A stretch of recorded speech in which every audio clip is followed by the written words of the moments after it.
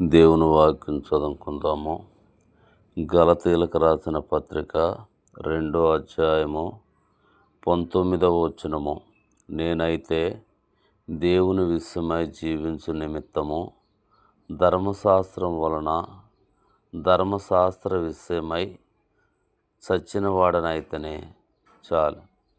కాబట్టి అపోస్తులైన పౌలు గారు గలతీలతో మాట్లాడుతున్నాడు.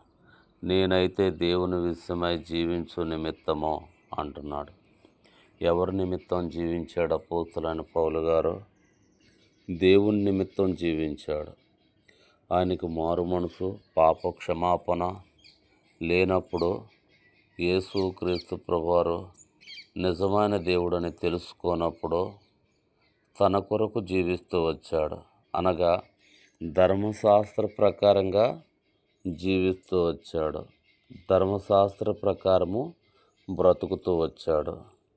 ఎప్పుడైతే యేసు ప్రభువారు తనతో మాట్లాడుతూ వచ్చాడో ధర్మశాస్త్ర పద్ధతి చొప్పున జీవించుట మానుకొని, ధర్మశాస్త్రం చొప్పుట బ్రతుకుట మానుకొని, తనకిష్టమైన రీతిగా బ్రతకట మానుకొని, దేవునికి ఇష్టడుగా బ్రతుకుటకు, అనగా యేసుక్రీస్తు ప్రభువారికి ఇష్టడుగా బ్రతుకుటకు ఆయన సిద్ధపడుతూ వచ్చాడు.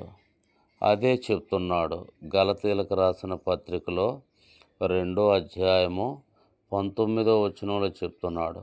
నేనైతే దేవుని విషయమై జీవించుచున్నాను అంటున్నాడు.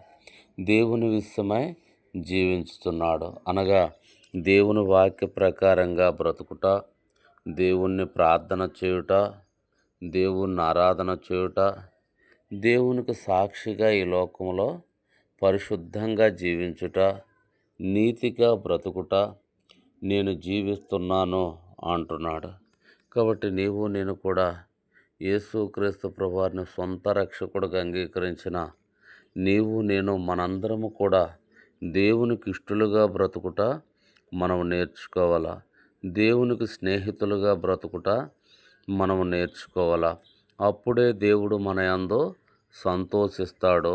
అప్పుడే మనల్ని అనేక విధాలుగా దీవించి సహాయం చేస్తాడు.